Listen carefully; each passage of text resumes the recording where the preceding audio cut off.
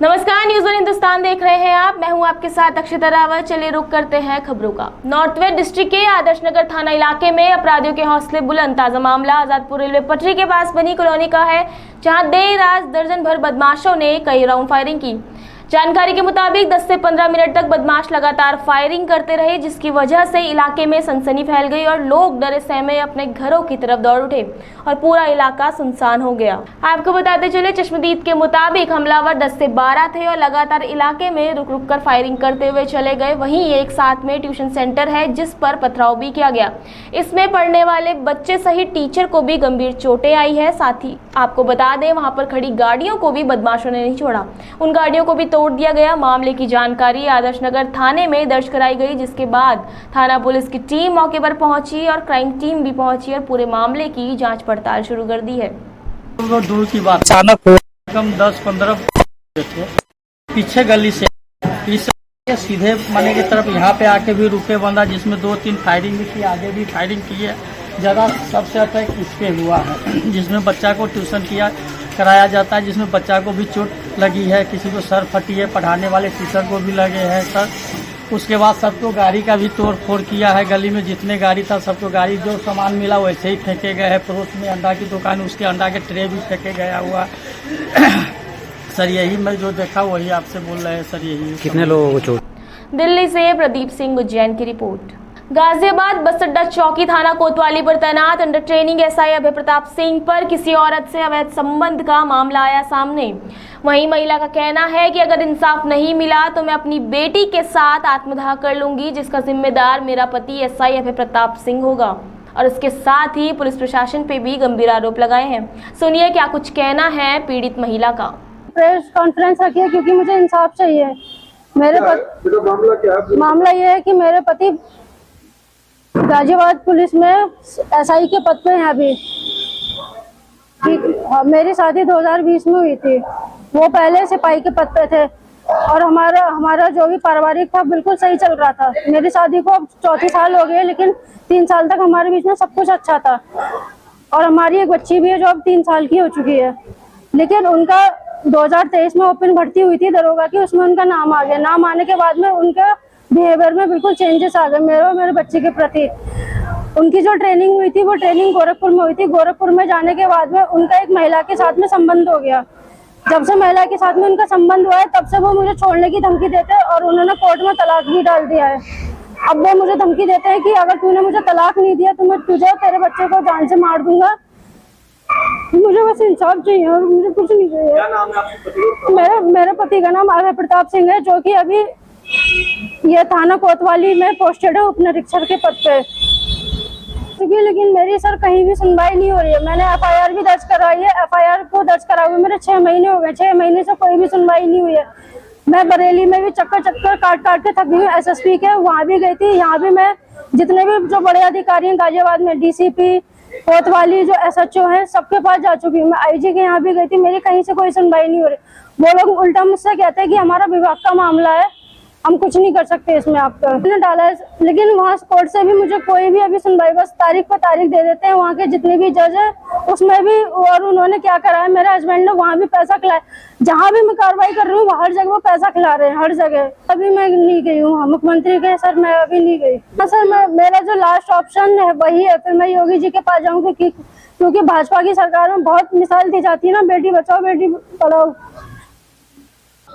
मैंने 2020 में अपनी बेटी की शादी करी थी, अच्छा दान दहेज दे के 20 लाख कैश दिया था, प्लाट दिया था, जेवर दिया था, बाकी और सामान दिए थे घरेलू, जिसमें मेरी बेटी को इनका नाम दरोगा में आया। जब से मेरी बेटी को बहुत परेशान कर रहे हैं, घर से निकाल दिया और कहते हैं मुझे पागल है तुम्हारी बेटी, मुझे नहीं रखना है। अब मुझे इंसाफ चाहिए। मैं कहाँ से खिलाऊं इसे? धोखे में मेरे घर पे छोड़ गए थे।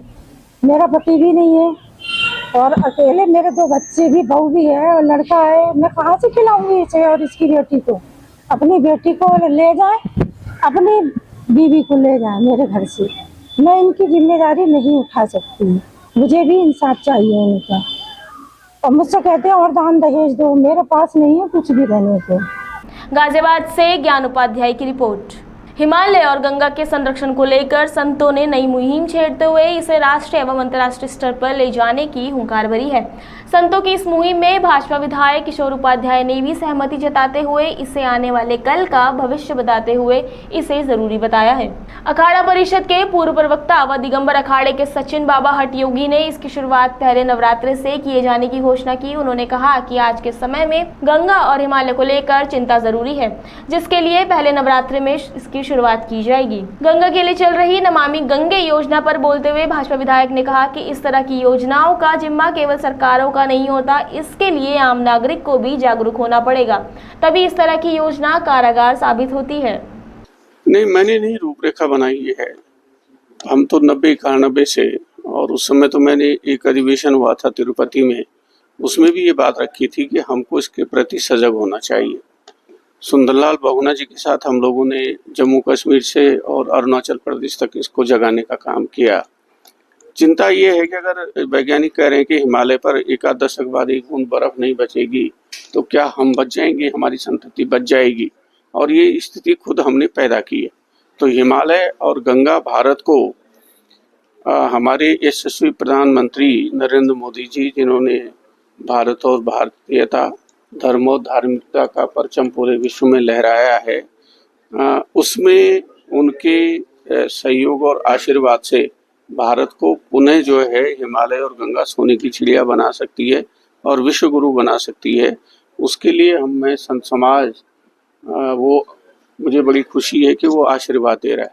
युवा साधु समाज में भी उसमें जुड़ने का काम कर रहा है। और अगर हमने इस बहुत ही विनम्र जो विषय है उसको आगे अंतर्राष्ट्रीय स्तर तक ले गए। देखिए, विचार तो बहुत आते रहते हैं, जाते रहते हैं, लेकिन जो अब विचार आया है ये एक संकल्प का विचार है। गंगा और हिमालय को बिल्कुल शुद्ध और पवित्र रखने का विचार है। और हम ये जो यहाँ बैठ के चेतन ज्योति आश्रम में किशोर उपाध्याय जी, मैं, ऋषिश्वरानंद जी, बाकी हमारे बाकी लोग करके, तो हम इस मुहिम को बहुत आगे तक बढ़ाएंगे।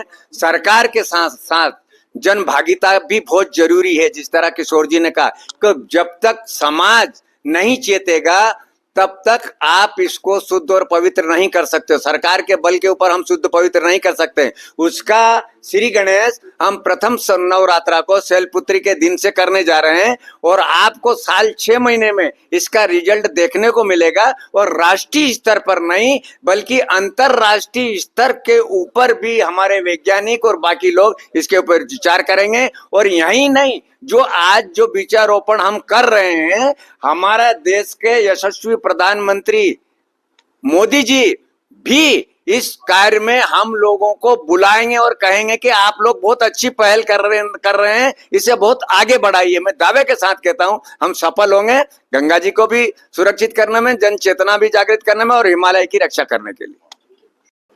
हमारे पूर्व अखाड़ा परिषद के अध्यक्ष प्रवक्ता बाबा हटयोगी जी महाराज और गंगा पुत्र के रूप में जाने वाले उत्तराखंड के राजनीति के अच्छे विचारक माननीय हमारे श्री किशोर उपाध्याय जी, हिमालय और गंगा जी के संरक्षण और उसको बचाने के लिए उन्होंने सुंदरलाल बहुगुणा जी के साथ भी बहुत सारे आंदोलन किए। आज वैज्ञानिकों की इस दृष्टिकोण से कि आने वाले समय में माँ भगवती गंगा जी लुप्त हो जाएंगी, उस पर चिंतन करने के लिए संत समाज अखाड़ा परिषद से भी प्रयागराज का कुंभ मेला होने जा रहा है। उसमें विशाल संगोष्ठी रखी जाएगी, जिस पर इन पर सख्त निर्णय लेने के लिए यह संगोष्ठी की जाएगी।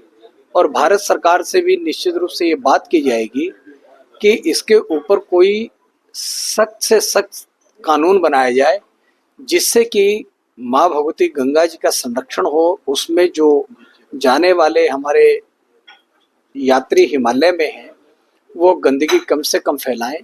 और ये उत्तराखंड सरकार से भी ये भारत साधु समाज मांग करेगा कि जब तक जन जागरण लोगों के अंदर सबसे भय भी ना हो न प्रीत, हमारे यहाँ कहा गया है, जब तक उसके। Bureau report, news one Hindustan, Haridwar. रक्षा मंत्री राजनाथ सिंह ने जनसभा को संबोधित करते हुए कहा कि जम्मू कश्मीर में 10 साल बाद चुनाव हो रहे हैं, सभी की निगाहें इस चुनाव पर है। जम्मू कश्मीर में 58% से अधिक मतदान हुआ है और लद्दाख में 82 से अधिक मतदान हुआ है। ये जम्मू कश्मीर के लिए बदलाव का एक बड़ा संकेत है। 10 साल के बाद यह जम्मू कश्मीर का चुनाव हो रहा है और मैं मानता हूं यह केवल केंद्र शासित प्रदेश जम्मू कश्मीर का चुनाव नहीं है। इस चुनाव पर केवल भारत के लोगों की ही नहीं बल्कि सारी दुनिया के लोगों की नजर इस समय टिकी हुई है। लोकसभा चुनाव में 30 वर्षों के बाद पहला अवसर रहा है जब मोर देन 58% की वोटिंग इस जम्मू कश्मीर की धरती हुई है। वहीं पर लद्दाख में मोर देन 82% वोटिंग हुई है और पिछले 30 वर्षों में पहली बार ऐसा देखने को मिला है। जो लोकसभा चुनाव ऐसा देखने को मिला है। जो लोकसभा चुनाव हुआ है बिना किसी पक्षपात के यह चुनाव हुआ है और वह भारत ने ही नहीं बल्कि सारी दुनिया ने इसे देखा है और मैं मानता हूं जम्मू कश्मीर के लिए ये बहुत बड़े बदलाव का संकेत है। मेरे दोस्तों, हमने आर्टिकल 370 को समाप्त कर दिया। कांग्रेस, नेशनल कॉन्फ्रेंस और पीडीपी जैसी पॉलिटिकल पार्टी चारों तरफ हाय तो मचा रही है, शोर मचा रही है। वहां आएंगी तो आर्टिकल 370 जो समाप्त किया गया है पुनः उसको बहाल करेंगे। मैं इन दोस्तों से कहना चाहता हूं, चाहे नेशनल कॉन्फ्रेंस हो, चाहे वो पीपी हो, चाहे कांग्रेस हो, भाइयों।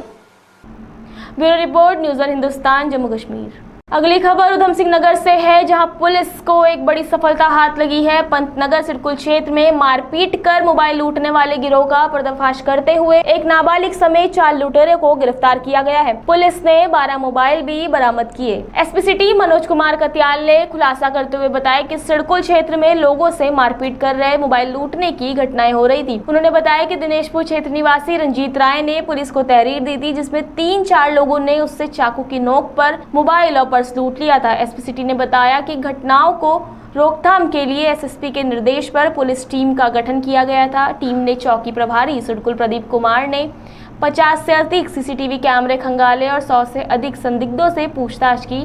पूछताछ के दौरान एक नाबालिग समेत 4 लोगों को हिरासत में लिया गया। उधम सिंह नगर के जो औद्योगिक क्षेत्र है उसमें कुछ आपराधिक घटनाएं जो है मोबाइल स्नैचिंग की ये जानकारी में आ रही थी। इसके बाद दिनांक 15/9 को एक घटना हुई जिसमें एक व्यक्ति के साथ जो है मारपीट करके उसका मोबाइल, पर्स और आधार कार्ड इत्यादि लूटा गया।